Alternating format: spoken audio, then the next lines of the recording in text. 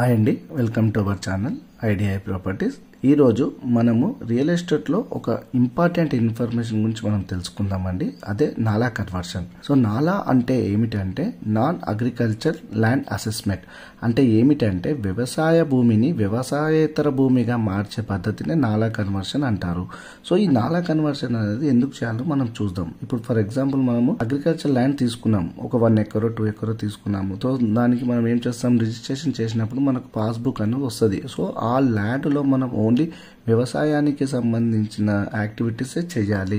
Non agriculture సంబంధించిన activities ఎలాంటివి మనం చేయకూడదు. అంటే నాన్ అగ్రికల్చర్ అంటే ఇప్పుడు మీరు ప్లాటింగ్ డెవలప్మెంట్ చేయాలన్నా, ఇల్లు కట్టుకోవాలన్నా, కమర్షియల్ గా ఆ ల్యాండ్ ని యూజ్ చేయాలన్నా, అంటే నాన్ అగ్రికల్చర్ యాక్టివిటీస్ ఏది చేయాలన్నా మనము ఆ ల్యాండ్ ని నాలా కన్వర్షన్ అనేది కన్వర్ట్ చేయాలి. దానికి మనం ఏం చేస్తాము అంటే లోకల్ రెవెన్యూ ఆఫీస్ కి మనము అక్కడ ఉన్న మార్కెట్ వాల్యూకి 3% పే చేసి అగ్రికల్చర్ ల్యాండ్ ని మనం నాన్ అగ్రికల్చర్ ల్యాండ్ కింద కన్వర్ట్ చేస్తాం. ఫర్ ఎగ్జాంపుల్ ఇప్పుడు మనం ఒక లేఅవుట్ వేద్దాం అనుకుంటున్నాం 10 acres. ఫస్ట్ మనం ఏం చేస్తాము, ఆ ల్యాండ్ అంతా అక్వైర్ చేసుకుని మన పేరు మీద రిజిస్ట్రేషన్ చేసుకున్నాక మనకు మన పేరు పైన పాస్బుక్ అనేది జనరేట్ అవుతుంది.